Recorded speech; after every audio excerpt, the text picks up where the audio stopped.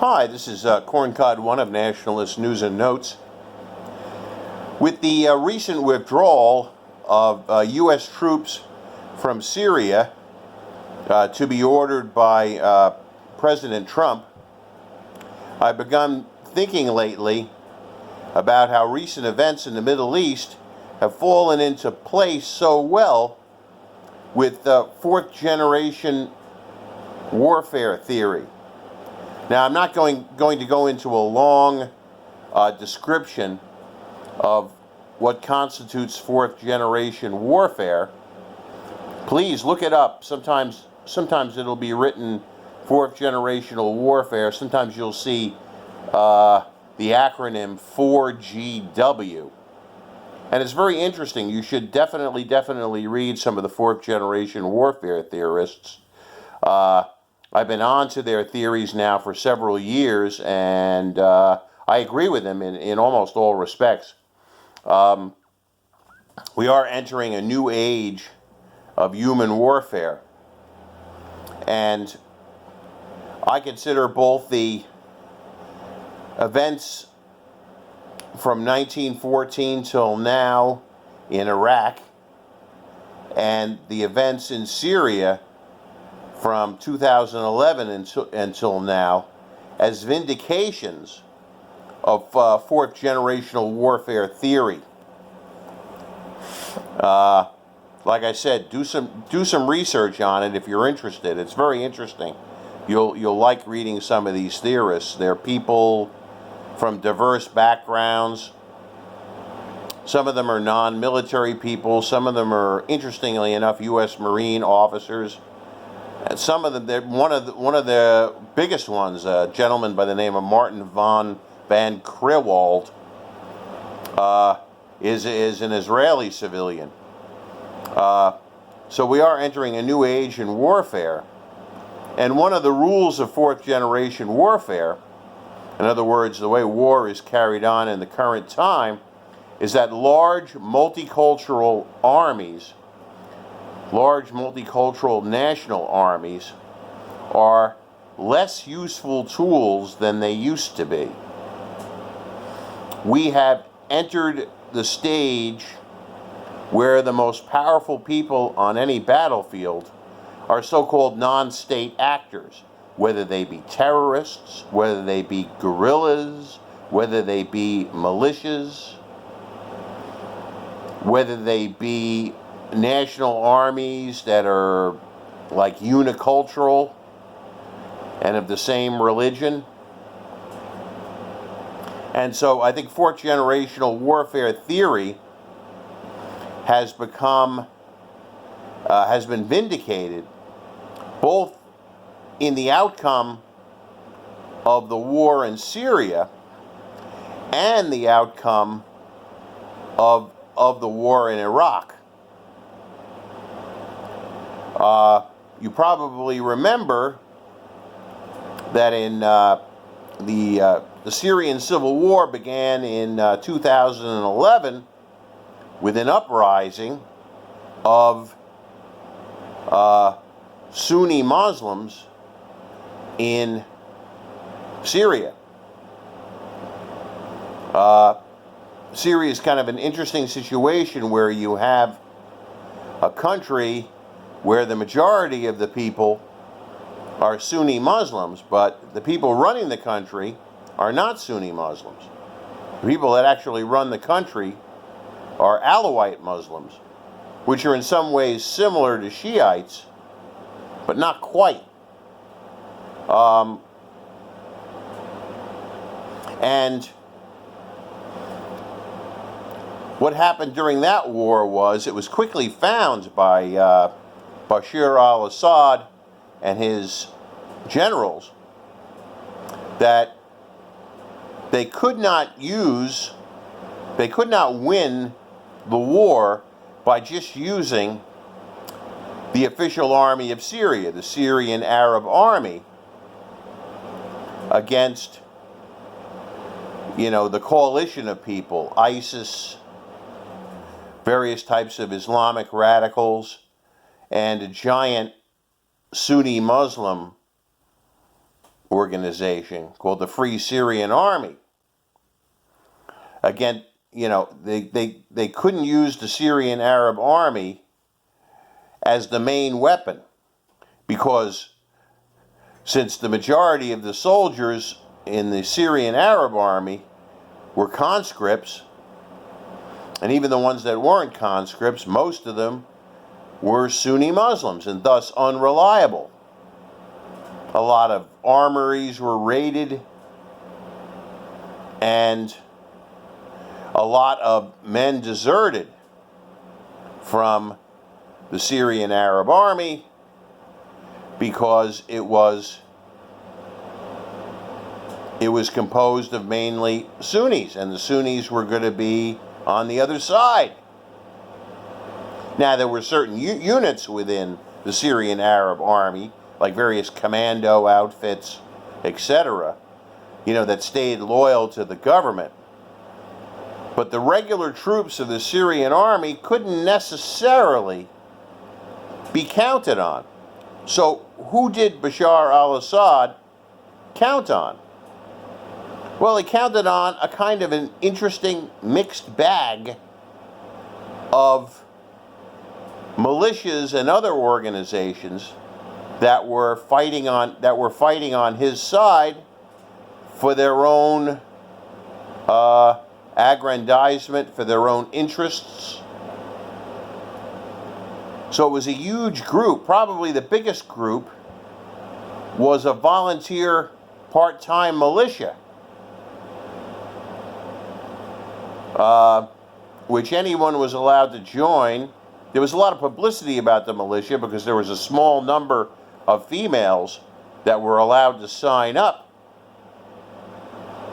But it wasn't the females that did the important fighting. It was a lot of volunteers that did a lot of the fighting. And a lot of these people were Alawite Muslims. A lot of these people were Christians. A lot of these people were secular thinking people, even if they had Sunni backgrounds. They weren't as stoutly pious or religious as the other Sunnis. Some of the people also were, tribesmen. But there were also militias. There were militias from the tribesmen who were loyal to the Assad family, the tribesmen out in the desert. There were militias composed of the Shiite minority in the country. There is a relatively small Shiite minority who will always side with the Alawites because of their similarity in theology. And there were Baathist, secularist, sometimes also left-wing organizations, militias composed of the Druze religious minority. So it was kind of an interesting mixed bag. There were Christian militias because the Alawite Muslims, for historical reasons, have always had good relations with their Christian neighbors. It's kind of interesting. The Alawites seem to be the only sect of Islam that's actually Christian friendly, which is pretty interesting. And so they were able to hold off and outlast, with the help of the Russians, also the Sunni majority from taking over the country, even though for a time, believe me, Assad's government was very much in a perilous situation. They sort of counted on the Air Force. My impression is that most of the pilots in the Air Force are either Christians or Alawites. And so they were able, for many years, even though a lot of those years the situation for the government was dire, they were able to hold off their Sunni enemy, and they did a pretty good job. This combination of a large volunteer militia plus numerous, large numbers of people fighting with various ethno-religious and philosophical based militias. So it was, although the Syrian Arab army would help sometimes, it wasn't a military formation to be trusted. And so it was all these religious, mainly religious, but also religious and cultural based militias that won the war in Syria. Now you look at the situation, very similar, not exactly the same, but very similar in Iraq. Because we all remember in 2014 when ISIS became an important political and military force and started their offensive, even though they were a minority in Iraq, because the country's majority Shiite, I think it's sort of about 60-40 in favor of the Shiites in Iraq. They were able, by being a very cohesive force, you probably remember the first couple years of the war, that they drove almost all the way to Baghdad. And it was only when the Iraqi government began handing out light weapons, AK-47s, RPGs, automatic weapons that could be put on technicals, to mainly Shiite militias.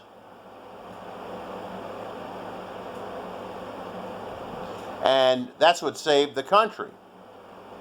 Because when the so-called experts in the United States Army were putting together